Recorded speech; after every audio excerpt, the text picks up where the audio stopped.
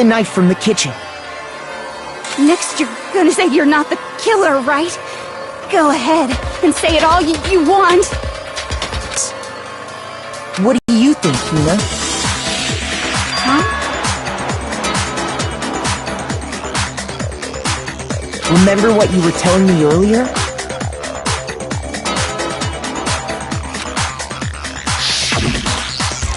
Coco, shut the hell up.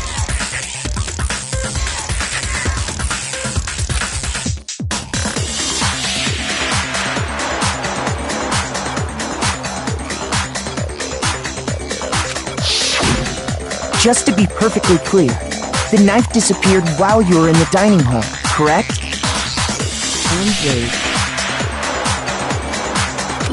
Yeah, that's right. Now I can do this. One. And at any point while you were there, did you ever see me come into the dining hall?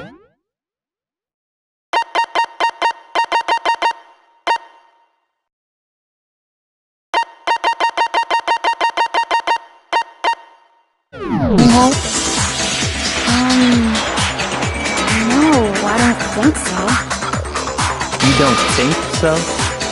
No, he definitely wasn't there. The knife disappeared while Hina was in the dining hall, but I wasn't there the entire time.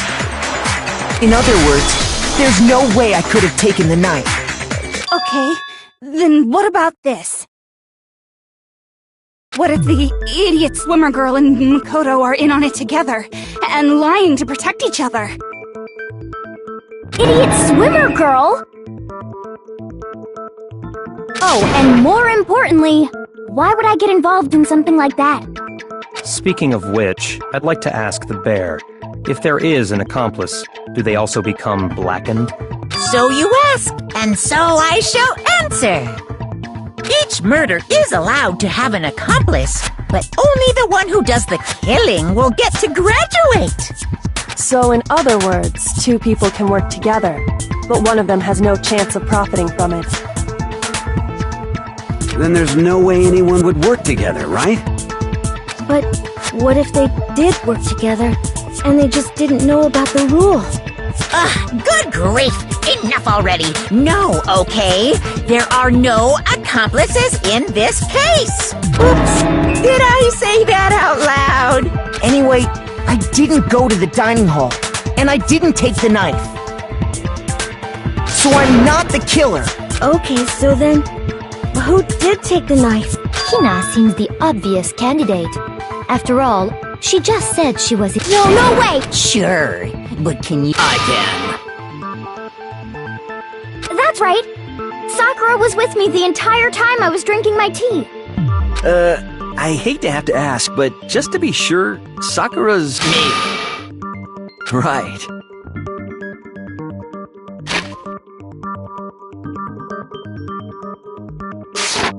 But then, couldn't either one of them have grabbed the knife? Actually, no. Because, well...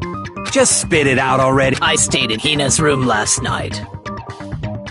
I got so scared thanks to those creepy videos. Thinking I just asked— You stayed over? Doesn't that violate one of the school regulations? We're not allowed to sleep anywhere but the dorms. But it doesn't say we have to stay in our assigned room. So, I don't think that's a problem. It is a problem! A boy and a girl spending the night together? It's unwholesome! But I'm a girl. You are? Oh my gosh, I'm so sorry! But if it wasn't either of you, then what other possibility is there? Actually, there is one other possibility. Right, Hina? Oh, yeah, that's true! One other person did come to the dining hall while we were there. Why didn't you say so in the first place? Well, because... they're not here anymore. Sayaka. She's the one who came to the dining hall. And then later, she wound up dead.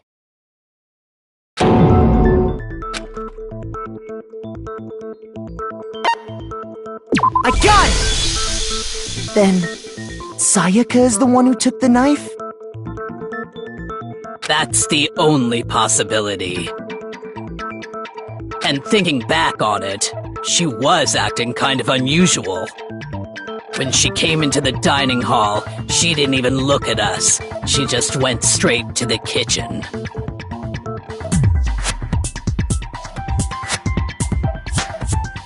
As she left, she said she just wanted a drink of water. But most likely... The person who took the knife was the victim herself! I'm sure she just took it for self-defense. So you're saying the knife she took was then taken from her, and she was killed with it? In that case, you may not have taken the knife, but you still could have killed her. What? See? He did do it after all! No, you're wrong! So, that's how you would twist the argument and send us all off in the wrong direction? You possess a most terrifying talent.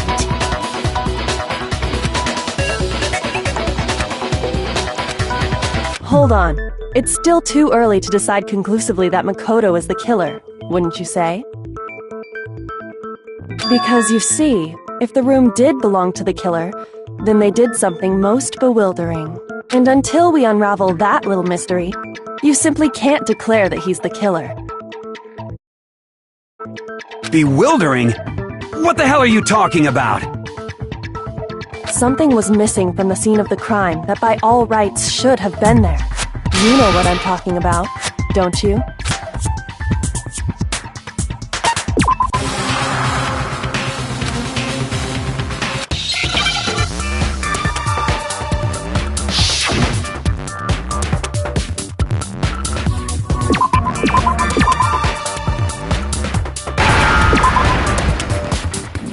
Now I understand! That's right! There wasn't a single hair on the floor! So, the culprit removed some evidence? Yes, and if I were the culprit, why would I need to get rid of all the hair in my own room?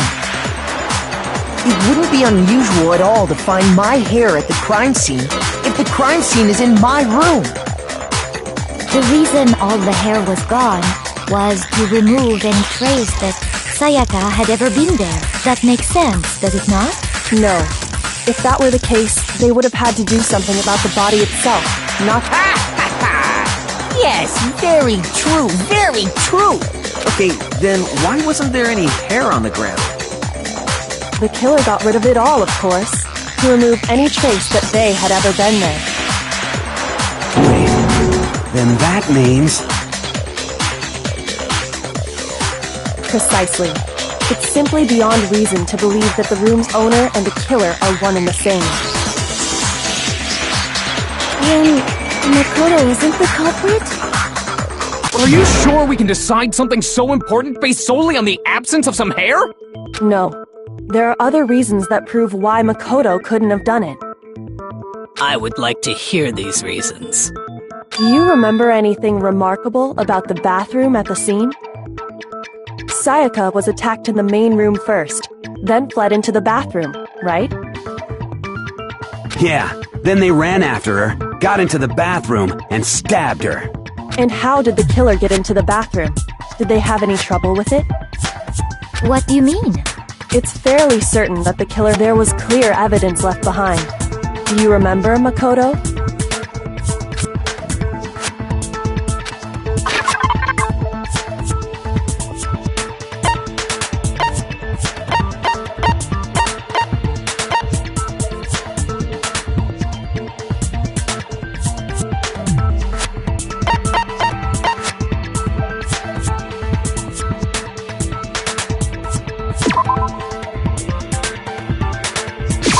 I got it!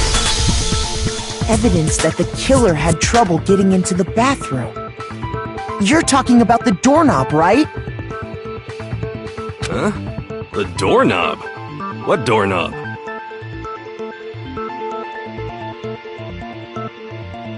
The doorknob for my bathroom. It was completely broken. See how the top part was unscrewed? And the doorknob's about ready to fall off?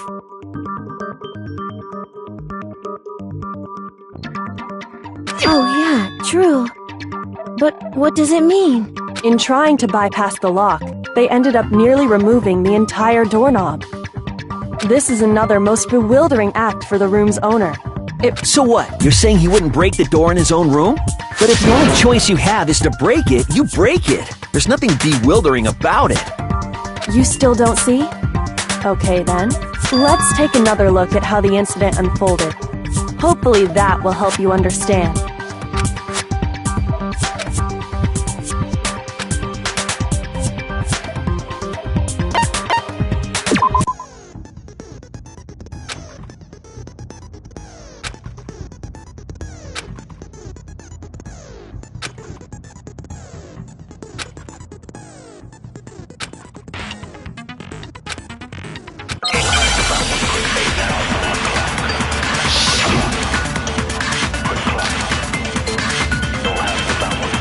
The incident took place in Makoto's room.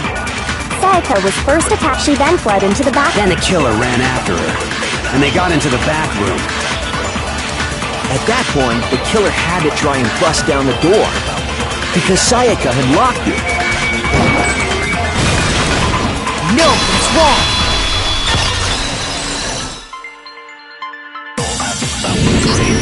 The reason my bathroom didn't open wasn't because it was locked. After all, the girls' rooms are the only ones with walk-in bathrooms, right? Yes, now that you mention it, that is true. Then why didn't your bathroom door open? Because it was stuck. Huh? What are you talking about? My bathroom door doesn't fit in the frame quite right. Monokuma over there can testify to that. Yup, true as true can be. But you know, you're supposed to be... So the reason the door didn't open was just because it was stuck. But the killer didn't know that and assumed it was locked. So they tore apart the doorknob to get in. Okay, but then why would the killer even think the door was locked in the first place? Everyone should have known you can't lock any of the boys' bathrooms. The killer could easily make that mistake, thanks to one important detail about the scene of the crime.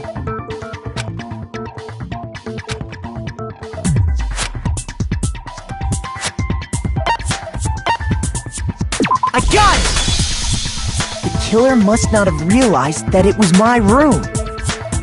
What? Are you saying the culprit didn't even know where he was?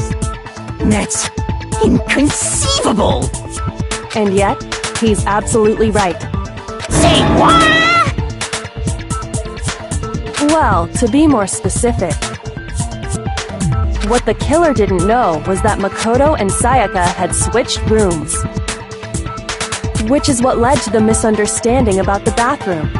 If Sayaka had been in her own room, then there would have been a lock on the door, and they would have had to break through! So they had no idea how unnecessary their actions were. Ultimately, we can't know if it came open by force or simply by accident. But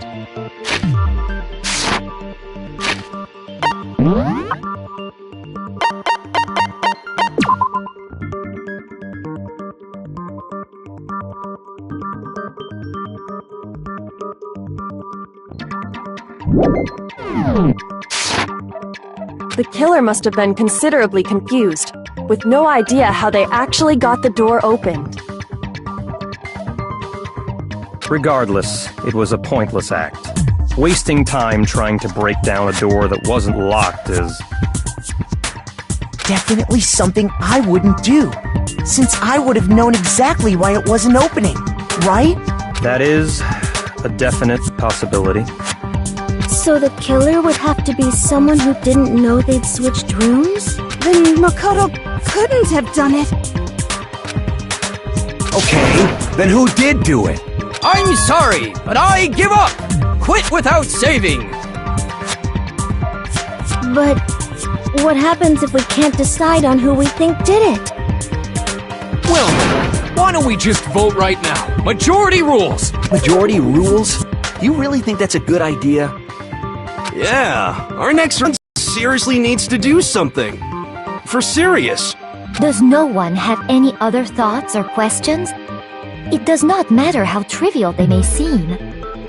Oh, as a matter of fact, I do have one question. Oh, you... You don't gotta sound so disappointed. It's fine, it's fine. Just ask your question. Oh yeah. Okay, so, well, I was just wondering, how did the culprit get into Makoto's room in the first place? Yes. How did the killer get inside? Maybe Sayaka just dropped the key somewhere and the culprit picked it up. That's possible, right? I don't think so. That seems way too convenient. Then, maybe someone picked the lock? Negative! If you remember, Monokuma made it quite clear that the locks are all unpickable. Fine. How about this? The killer got in the easy way. They could have knocked and said they wanted to talk or something, and Miss Maizono just let him in. No, that can't be it either. Oh-ho! Trying to argue against me? Sounds like someone doesn't know his place. Hello? Why exactly can't that be it?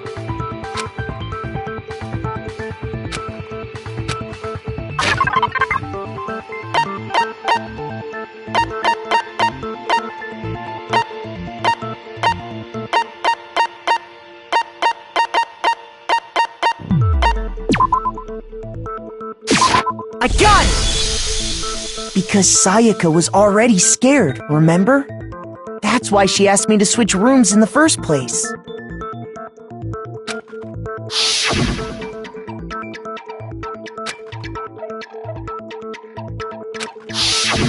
Knowing what she'd been through, I just can't believe she would have opened the door for anyone. What if her being scared was a lie? Huh? Well, what the hell is that supposed to mean? Why would she lie about something like that? I know you don't want to consider it, but look at this and tell me. Can you...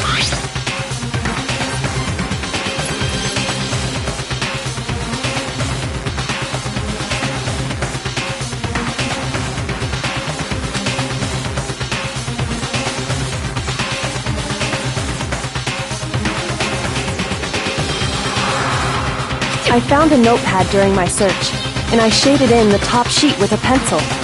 And these are the words that appeared. Oh man! I've totally seen people do that on detective shows. When you write, it can leave an imprint. Sketch over the next sheet of paper, and you can see the words. When I saw that, I was like, holy crap! I'd better make sure I rip the paper out before I use it from now on. It's a pretty old-fashioned technique, but even the classics can be surprisingly useful sometimes. Oh, and I should also mention, I found the notepad on the desk in Makoto's room. Huh? Which means only someone who had been in Makoto's room before the incident could have written it. Then either it was Makoto who lived there, or Sayaka who switched rooms for a single night. So, Makoto, did you write this? No, I didn't. But of course you didn't. Because the note also bears a perfectly legible signature. Sayaka's signature. But why? Why would she write that? The note was likely her way of getting in touch with a certain someone. She must have slid it under their door to let them know she wanted to meet with them in secret. If you got an invitation like that from the ultimate pop sensation, what young man could resist? Of course, I'm only into 2D, so it wouldn't have any effect on me! But can we be sure anyone even got this note? And honestly, even if they did, I do not think they are at all involved in what happened. Huh? What makes you say that? Would you like to hear what I have to say? Very well then, pay attention.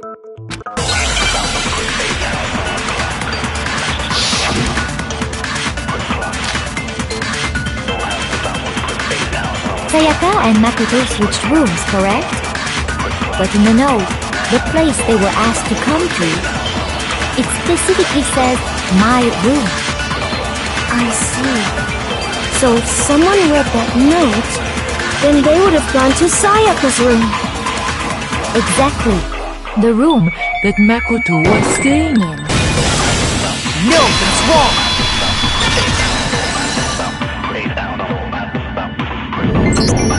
The nameplates on Mai and Sayaka's rooms got switched. They got switched? That's right.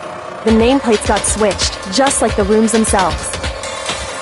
As a result, the nameplate on Sayaka's room actually had Makoto's name. And the nameplate on Makoto's room had Sayaka's. So what you're saying is, the room Sayaka was staying in was actually marked as her room.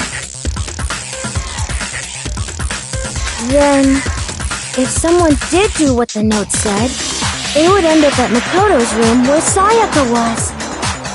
Plus, their rooms are right next to each other, so switching the nameplates would be no problem.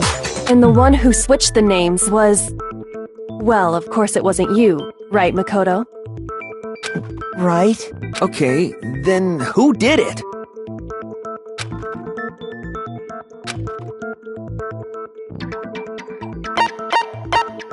I got it! Me and Sayaka were the only ones who ever knew about us switching rooms.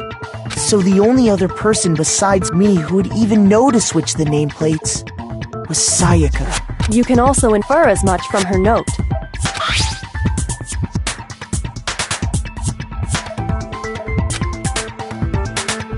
She specifically tells the reader to check the nameplate. She would only have written that if she knew the nameplates had been switched.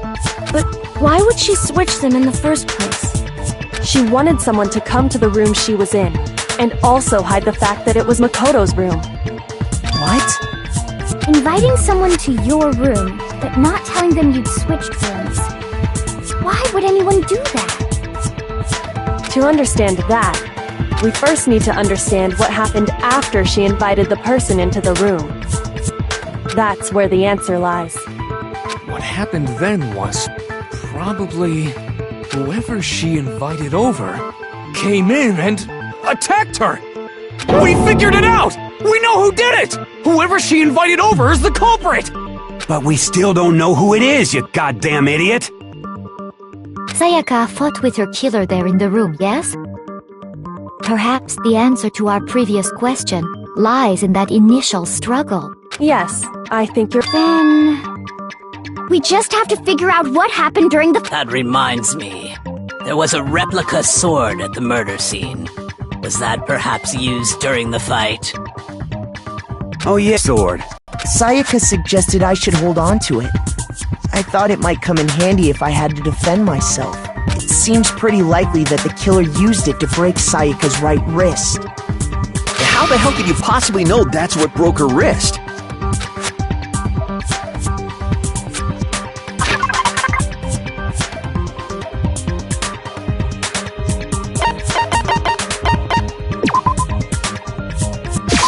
I got it! All you have to do is take a good look at her broken wrist, and it should become pretty clear. Right there where her wrist is all swollen, there's something glittery there. See?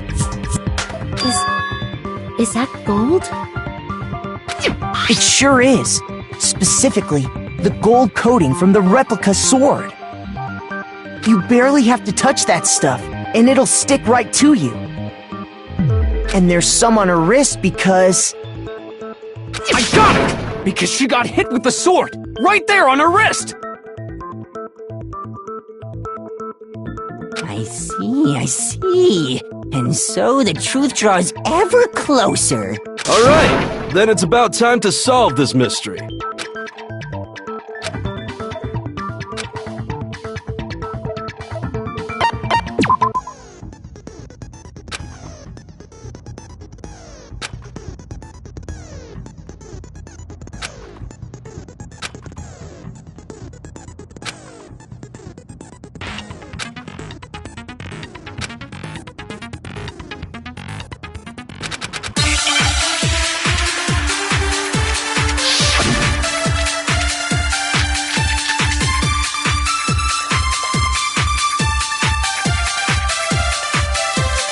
When the fighting broke out, the culprit grabbed the sword, and that's when the first blow was dealt. A sword-based sneak attack.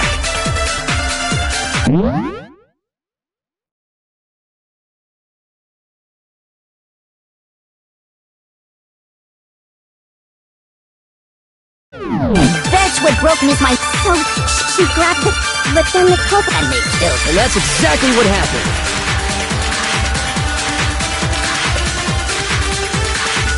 When the fighting broke out, the culprit grabbed, and that's when the first blow was dealt. A sword-based sneak attack.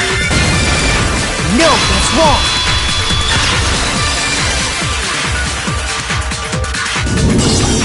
Actually, no.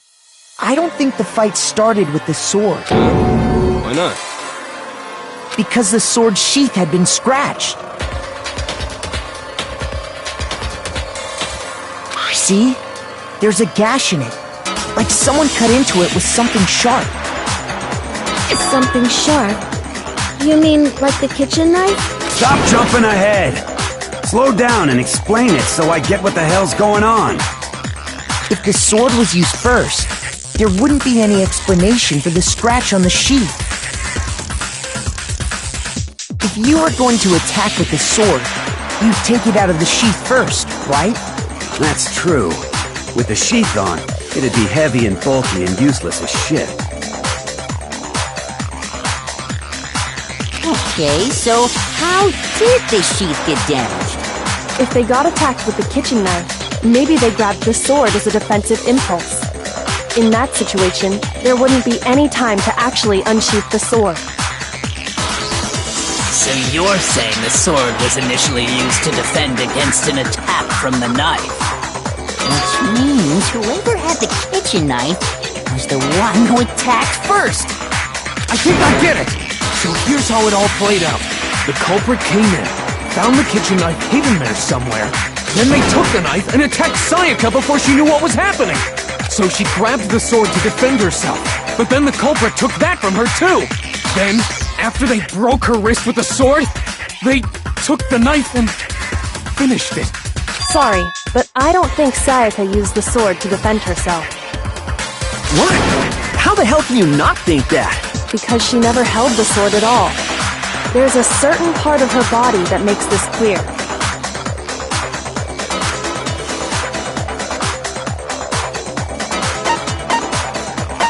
I got it! You're talking about her palms, right? The palms of her hands were perfectly clean, so I don't think she ever picked up the sword. How can you know that just by looking at her palms?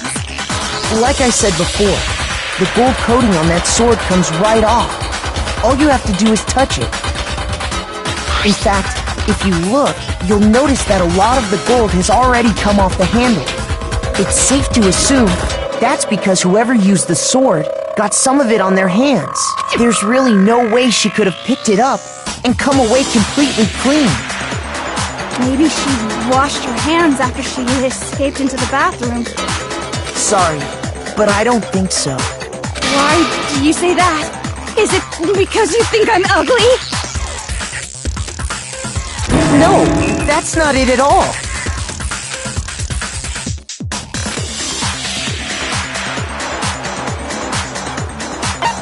I got it! According to the Monokuma file, Sayaka's time of death was around 1:30 a.m. In other words, at nighttime. And the water in the bathroom shuts off at nighttime, right?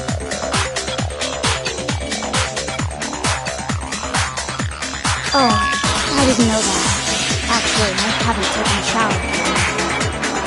Oh my. You're no different! You smell like a big fat ugly donkey! I'm not sure whether to take that as an insult or a compliment. An insult, obviously.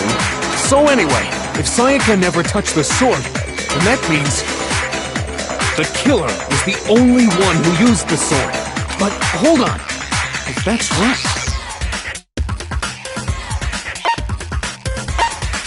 I got it!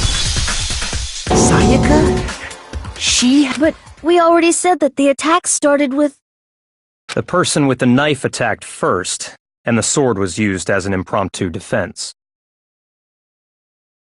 Then the one who attacked first was... Sayaka? Now do you understand? She wasn't a blameless victim in this. No, far from it. It's almost as if she'd been planning to commit a murder of her own. She took the knife from the kitchen, then invited the culprit to the room she was staying in. And if it's true that she had the kitchen knife and attacked without provocation... Indeed. These are all the actions of an assailant.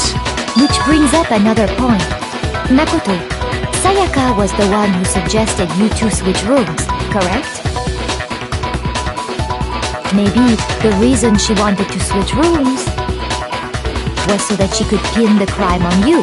That is a possibility, is it not? Sayaka wanted to... on me?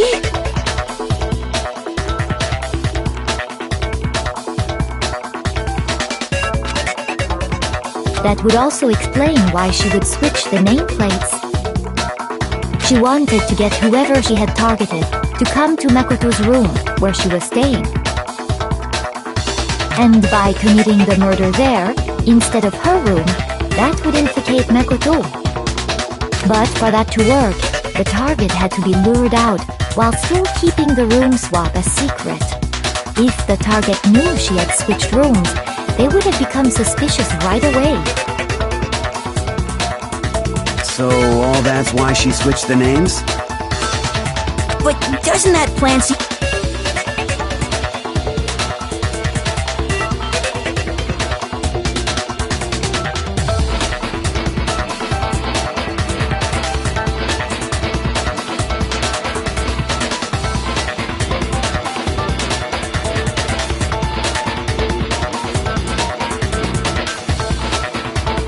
For one thing, even if her plan worked, Mr. Naegi would just tell everyone they'd switched rooms.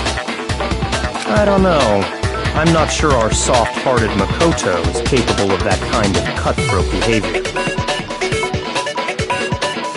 I'm sure Sayaka realized the same thing, which is why out of all of us, she asked him to switch rooms.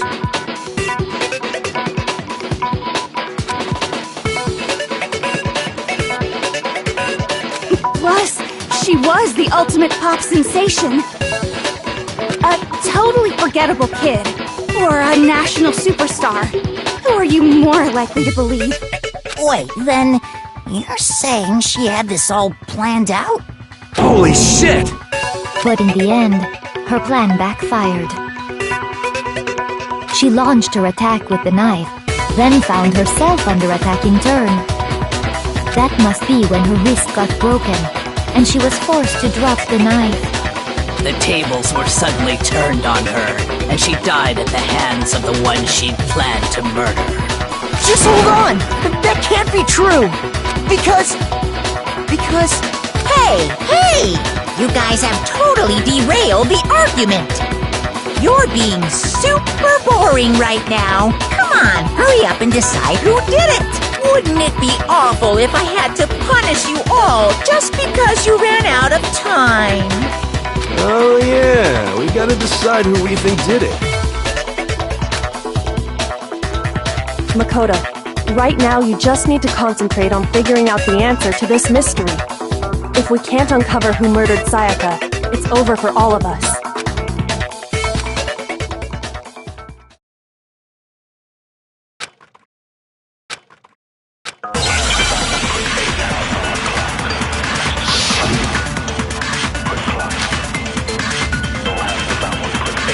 It's easy just to say, hey, decide who did it. But there just aren't any more clues, right? Very well. Then let's review all the clues we've found up to this point one more time. Do we really have time for all that? Die! If we don't do something, we're all gonna die!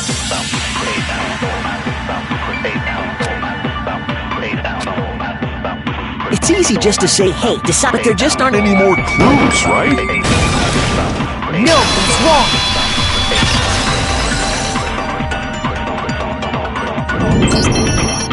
still might be one clue left.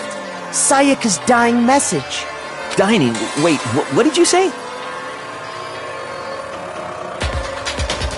The dying message. She wrote something on the wall behind her, remember? 11037. Written in her own blood. There must be a clue about the killer hidden in there. Well, before we get too far into that, I need to ask, can we really be sure that Sayaka is the one who wrote it?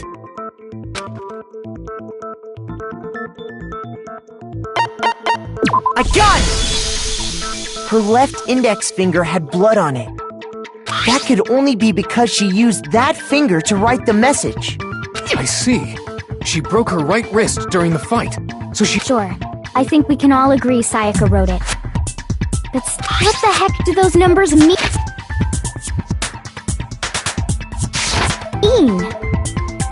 Hey, Chihiro. You're a computer nerd or whatever, right? You should know all about numbers and shit. No, that's not... Yes, I'm a programmer, but I don't see any kind of meaning in these numbers. Of course. It's because they're not numbers. Oh, yeah, it looks like... Huh? What? No, it's just... look at the numbers, assuming they're not numbers. Don't these first two, 1-1, look less like two numbers and more like one letter? Ah, you're right.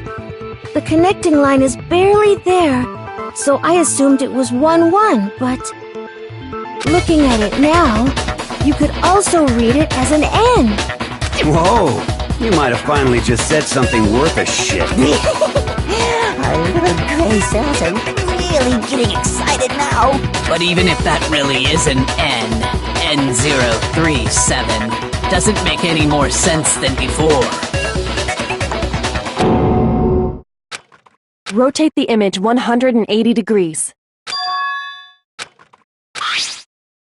Oh my god. Now I see. She wrote down the killer's name. Huh? You just shot past the clue part and right onto who did it. So, whose name did she write?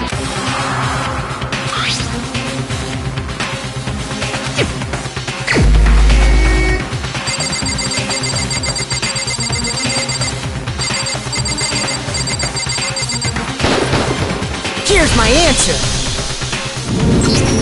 The key to solving this mystery was simply to rotate the writing 180 degrees.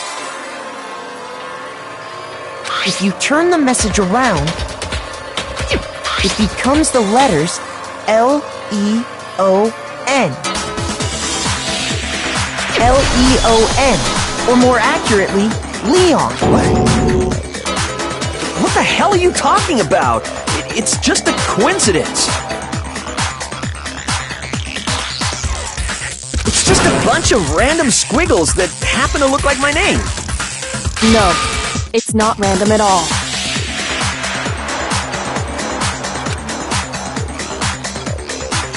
She wrote that message on the wall behind her as she was leaning up against it. In that position, she couldn't move to write normally, and had to write upside down, as it were. And as a result, when you look at it standing in front of her, it ends up getting flipped. Try it for yourself if you want. Write something sitting like her, and the letters will be inverted.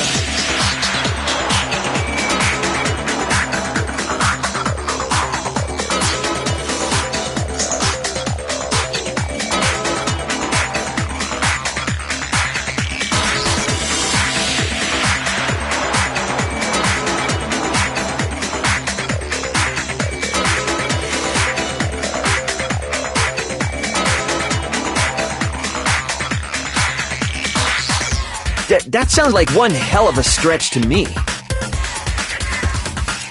I'm the killer? You can't just go and say shit like that. If you're not the killer, then why did you try to destroy the evidence? Huh?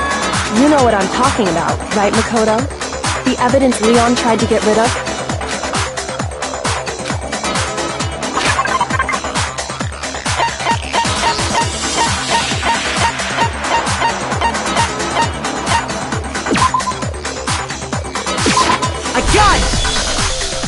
You mean the burnt shirt piece I found laying on the ground by the incinerator, right?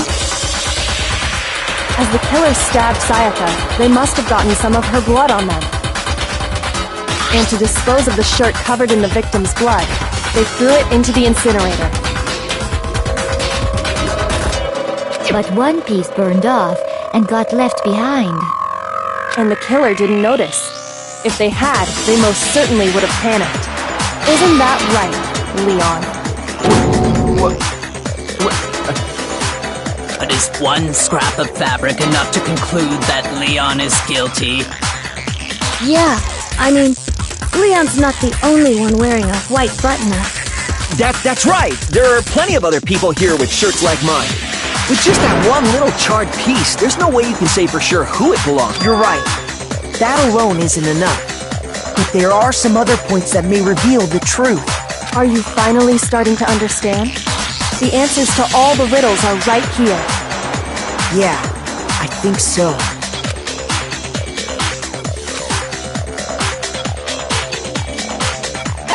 I got it! If you look closely at how the shirt was disposed of, we should be able to figure out who the killer is. Oh yeah, that's a good point. I think I know what you're gonna say. You can't reach the incinerator without opening the gate in front of the trash room, right? And obviously, you wouldn't be able to hit the switch to turn it on either. You need the key to get in, and the one with the key was the person on cleaning duty.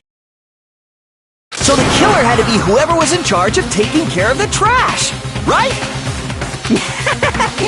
Interesting.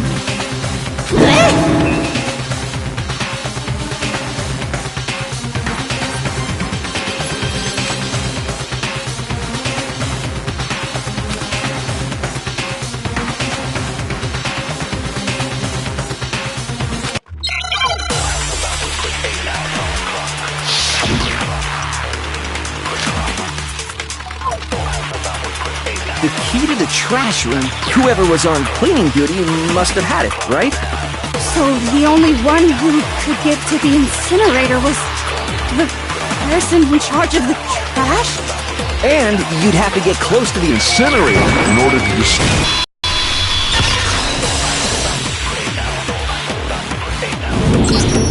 Hold on. I think I know how someone could dispose of the evidence without using the trash room key. But if you can't get past the gate, you couldn't possibly turn on the incinerator, could you? Yes, you could. If you used this. What is it, some kind of glass ball? It's busted to hell.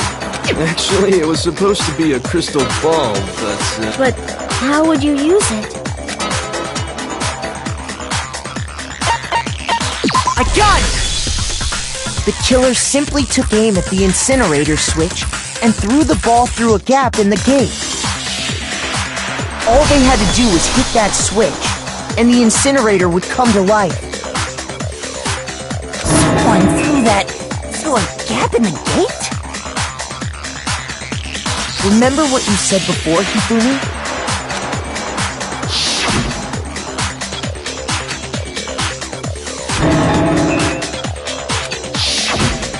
Hifumi had the key, so the only way the incinerator could have been turned on without his knowledge was because the killer was able to hit the switch without opening the gate. Once they got the incinerator going, all they had to do was ball up the shirt and toss it in. Hey, come on!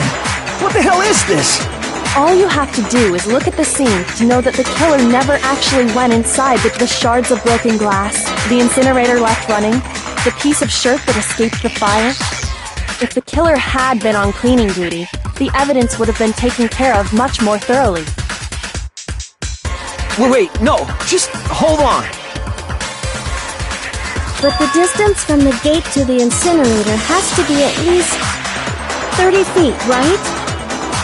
The pinpoint accuracy you'd need to throw a glass ball that far and hit something that small. Could someone really do that? That's right! There's no way! It'd be impossible! Difficult, absolutely. Impossible? I don't think so. Because the killer is...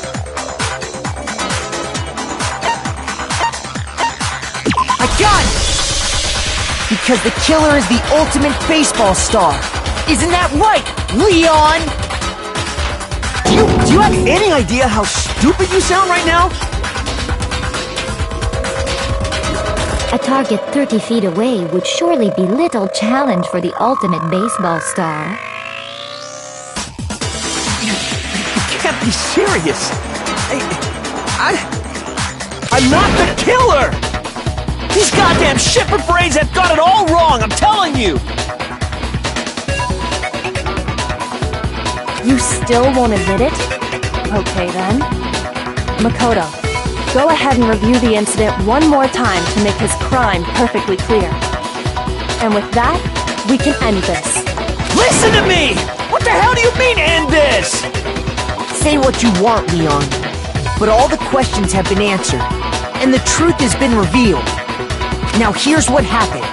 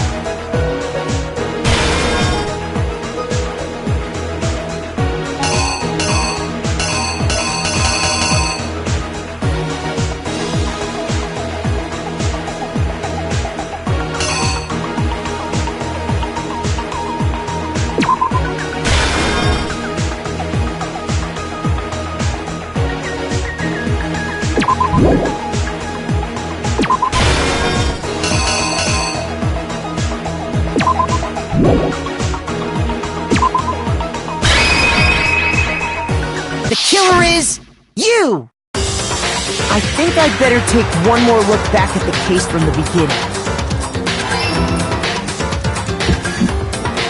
Last night, the killer went to the room Sayaka was in. In other words, my room. From what we can tell, Sayaka invited that person there intending to kill them. She attacked them with the knife she'd taken from the kitchen earlier.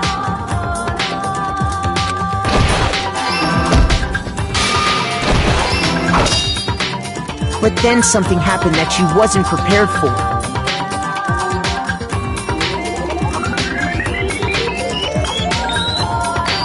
They grabbed the fake sword I put in my room and fought back. During the struggle, a strike from the sword broke Sayaka's right wrist. And that's when she lost her grip on the kitchen knife.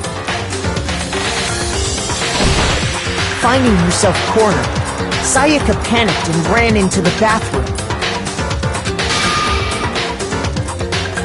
The killer went after her, but couldn't get the bathroom door open. What they didn't know was that my bathroom door got stuck easily, and there was a trick to opening it. Sayaka knew about that because I told her, but of course the killer had no way of knowing. So instead, the killer forced the door open, took the kitchen knife, and stabbed Sayaka.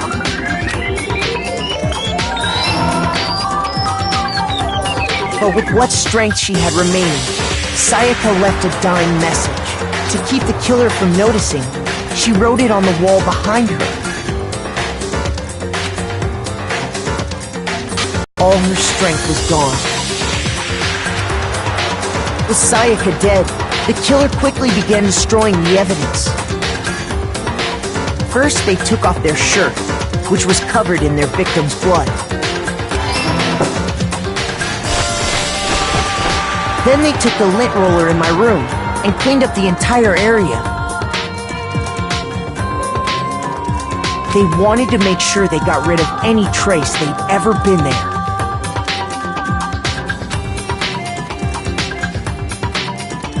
Afterwards, the killer headed to the trash room to destroy their bloody shirt. They tried to burn the shirt but the trash room was blocked off by an especially sturdy gate, preventing access to the incinerator. So they came up with a plan to use Hiro's crystal ball, which he'd left in the laundry room. The killer managed to throw the ball through the gap in the gate and hit the incinerator switch. For any normal person, that'd be an impossible throw, but the killer had the confidence to take a shot. And that's because the killer was the ultimate baseball star. The crystal ball, thrown with absolute precision, hit the switch on the incinerator, which then quickly roared to life.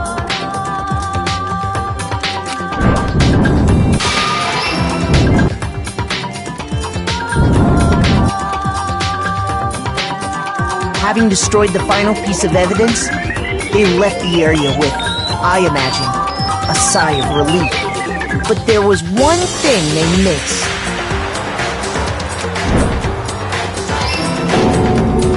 Part of the shirt they'd thrown into the fire burnt away and fell out of the incinerator.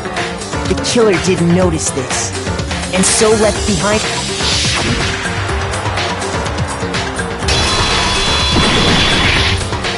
Isn't that right, Leon?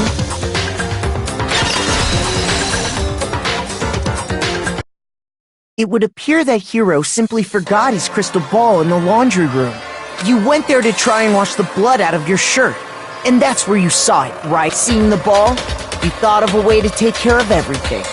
So, Leon, do you object to anything that's been said? Do I object? Hell yes, I object! Of course I do! I object! I object! I object! I mean, all of this is just a bunch of stupid theories! You need evidence! Where's the evidence? Without evidence, it's all bullshit! It's bullshit and I refuse to acknowledge it! Well then, I guess this is as good a time as any to present the evidence that proves you did it. Makoto, I believe you're in possession of that.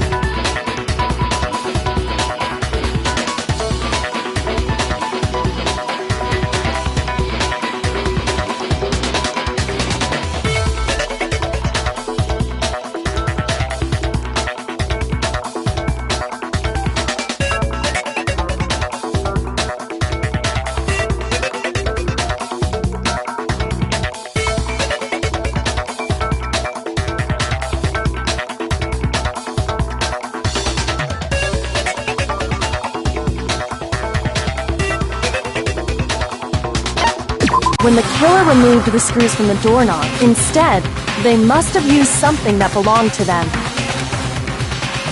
I refuse to acknowledge you! You're stupid! Stupid, stupid, stupid! Stupid, stupid, stupid, stupid, stupid, stupid, stupid!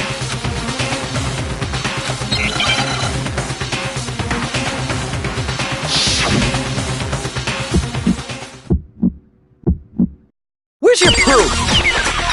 You kidding me? Not a chance! It wasn't me! Stupid! You lost! Stop talking! Shut up! Here's your proof! You kidding me? Not a chance! Stupid! You lied! Shut up! Here's your proof! You kidding me? Not a chance! It wasn't me! Stupid! You lied! Stop talking! Shut up! Here's your proof!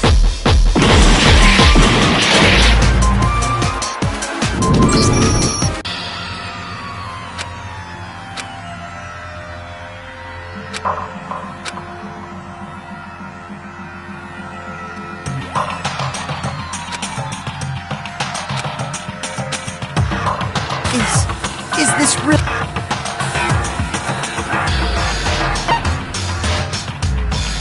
I refuse to give up yet!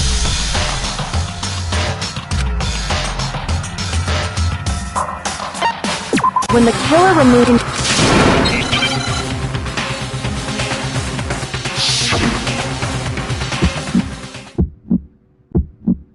Where's your proof? You kidding me? Not a chance! It wasn't me! Stupid! You lied! Stop talking! Shut up! Here's your proof! You kidding me? Not a chance! Stupid! You lied! Shut up! Here's your proof! You kidding me? Not a chance! It wasn't me! Stupid! You lied! Stop talking! Shut up! Here's your proof!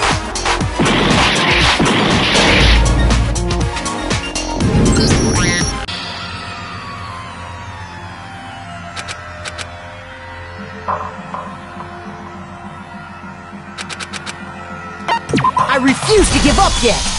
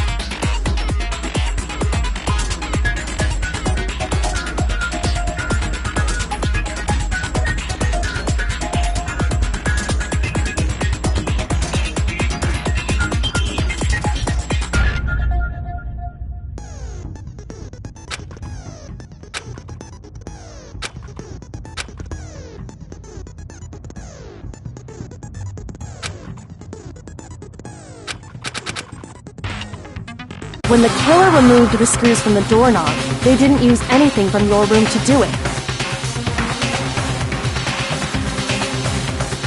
Instead, they must have used something that belonged to them.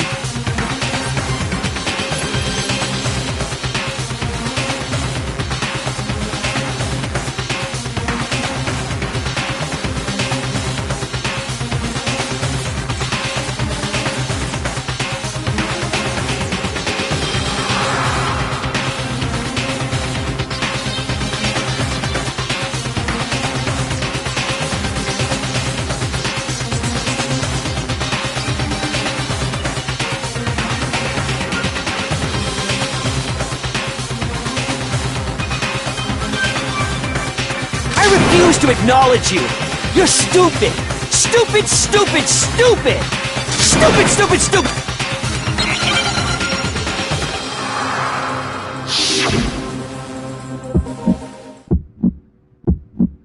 Where's your proof? You kidding me? Not a chance! It wasn't me! Stupid! You lied! Stop talking! Shut up! Here's your proof! You kidding me? Not a chance! Stupid! You lied! Shut up! Where's your proof? You kidding me? Not a chance! It wasn't me! Stupid! You lie! Stop talking!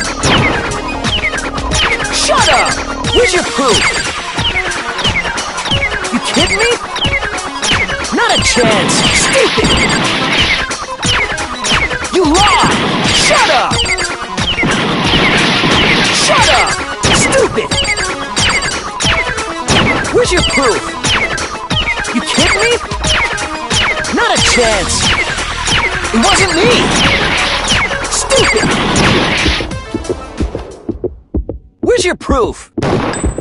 This should prove it.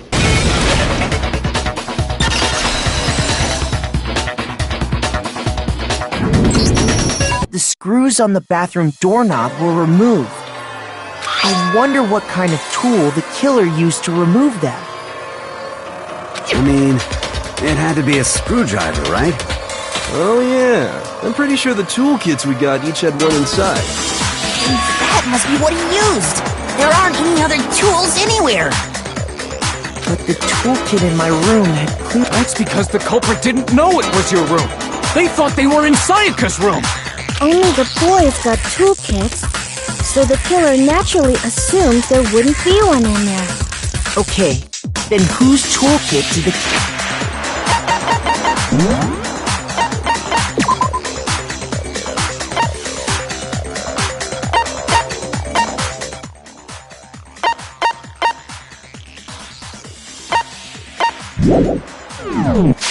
Kill... Stupid, stupid, stupid! It had to be their very own toolkit.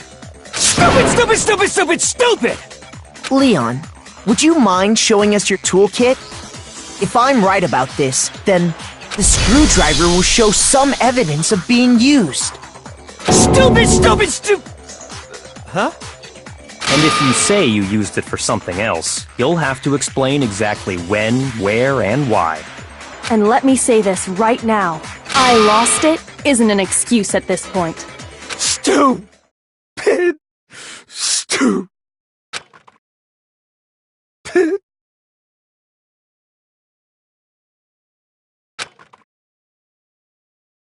So, you have no rebuttal? Then it would seem we are finished here.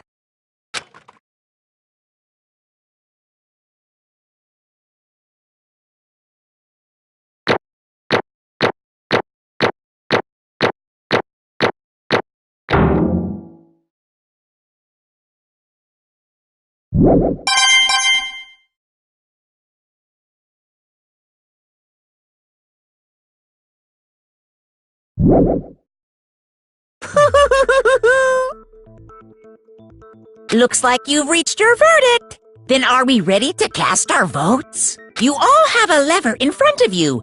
Use it to make your selection. Oh, just to remind you all, make triple sure you vote for someone. You wouldn't want to be punished for something so minor, right? Okay, then let's get excited! Who will be chosen as the Blackened? Will you make the right choice or the dreadfully wrong one? What's it gonna be? What's it gonna be?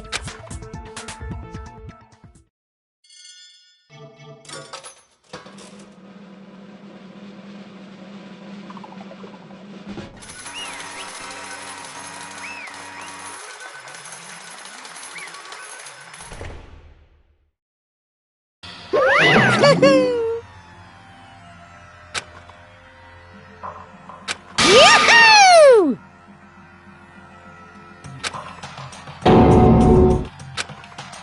Huh? Hey, hold on.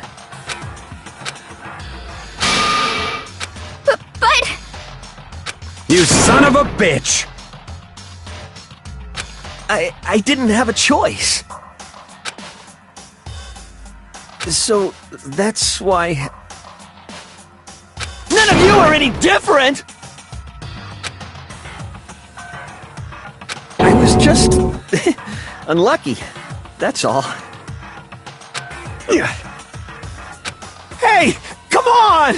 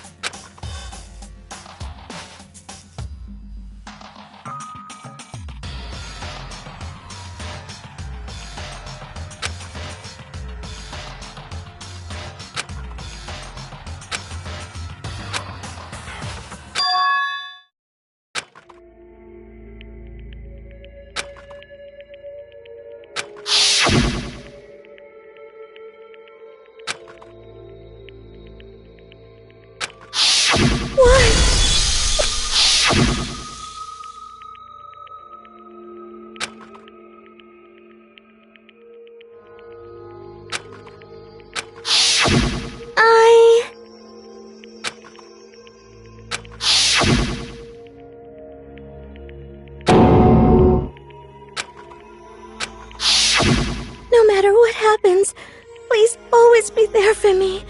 I need you on my side.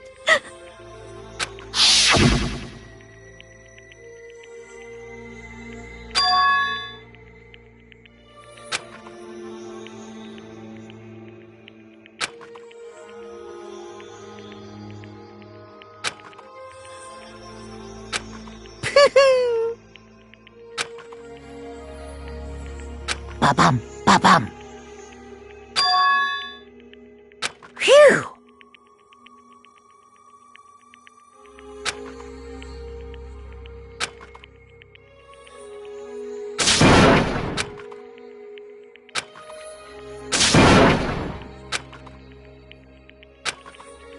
That's enough. Calm down.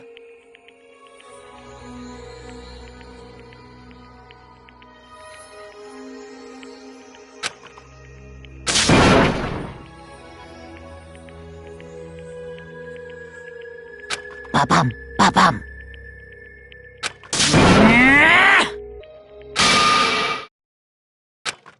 Punishment? You mean execution? Wait a second! Yeah, that's it. Is that okay?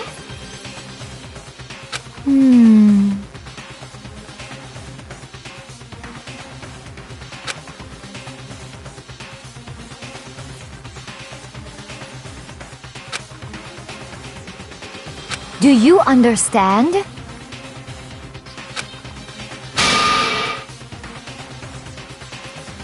So, that's why... Oh!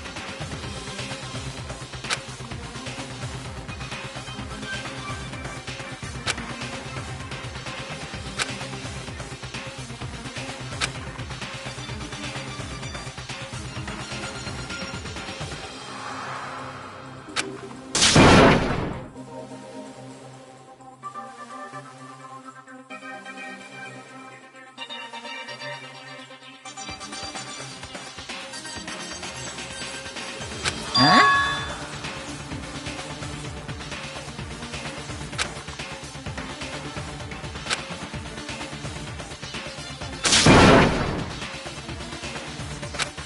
Unbelievable.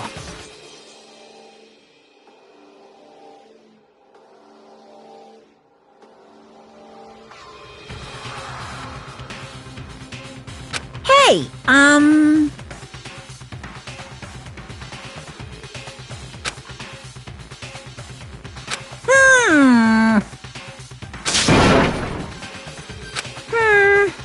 Don't do this!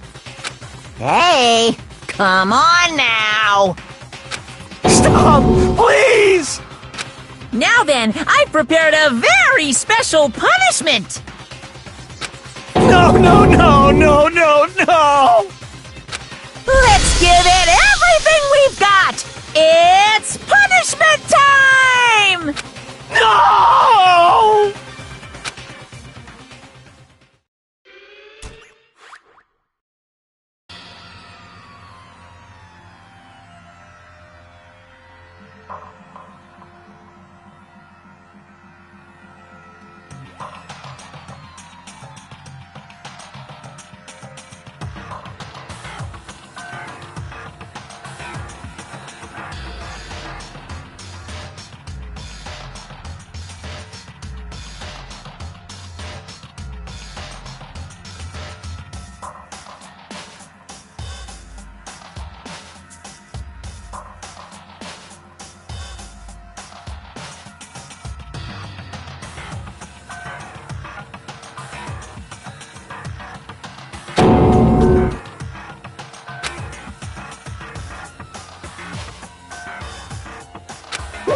Extreme!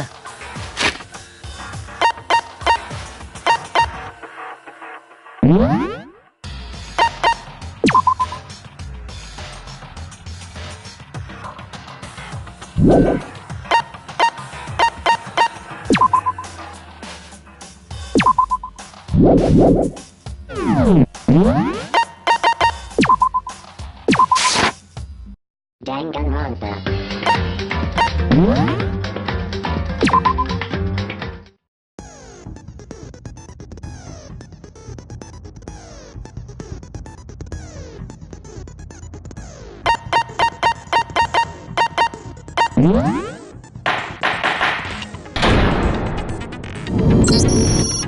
begin with a basic explanation of the class trial.